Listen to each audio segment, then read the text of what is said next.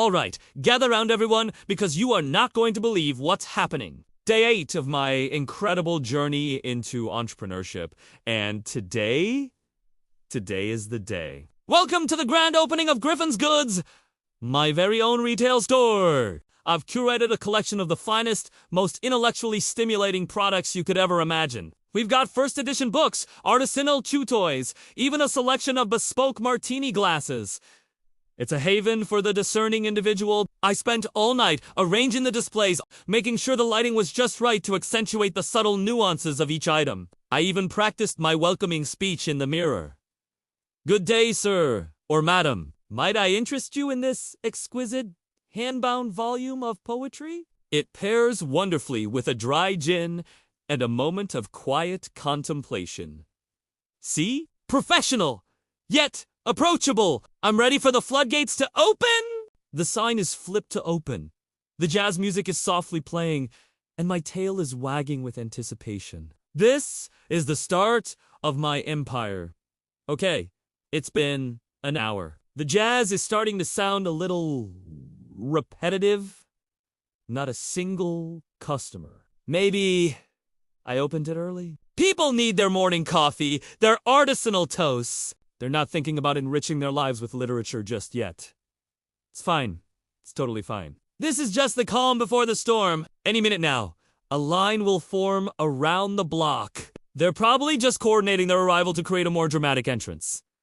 Yes, that must be it. I'll just use this time to repolish the martini glasses. A good retailer is always proactive. 2 hours in!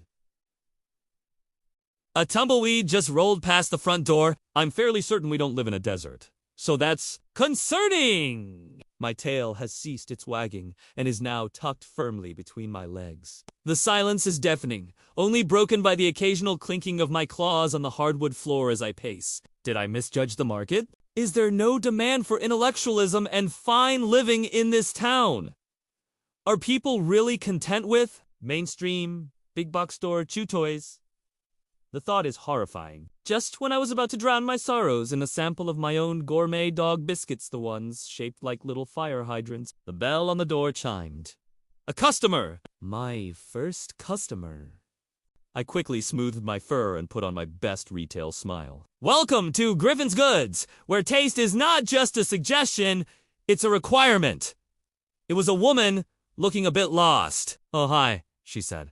Do you know where the post office is? My smile faltered. The post office? The post office? Madam, this is a temple of culture, not a municipal service hub. I politely gave her directions, my spirit deflating like a punctured whoopee cushion. Then, just as she was leaving, another person came in, and another, and another. Suddenly, the store was full. People were everywhere, grabbing items, talking excitedly. I couldn't believe it. They were buying the books, the chew toys, the martini glasses. I was ringing up sales so fast my paws were a blur. And you'll love this bone-shaped squeaker. It has a delightful, high-pitched tone, I exclaimed to one customer. This novel, a modern classic. It will change your life, I told another. This is what I dreamed of. The chaos was magnificent. People were haggling, laughing, and throwing money at me. I saw one guy trying to stuff a complete encyclopedia set into his tote bag. Another was juggling 3 different types of squeaky toys.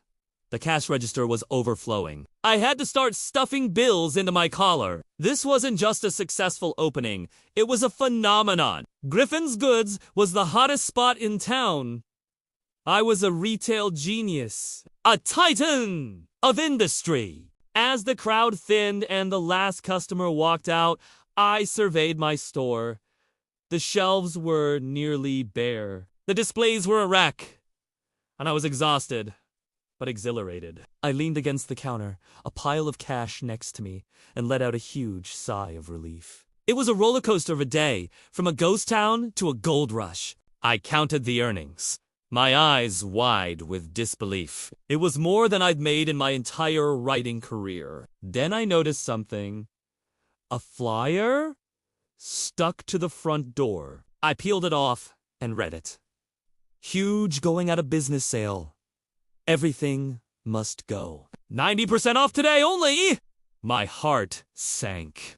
I didn't put this sign up. I looked around the empty store at the few remaining, less desirable items. It wasn't my curated collection or my charming sales pitch that brought them in. It was a fake sign promising a massive discount. Who would do such a thing? I looked out the window and saw him across the street, a fat man in a white shirt and green pants, laughing so hard he was holding his stomach. He gave me a little wave. He'd sabotaged me to create a busy sale day. I sold all my prized possessions, my entire inventory, for pennies on the dollar. Day 8.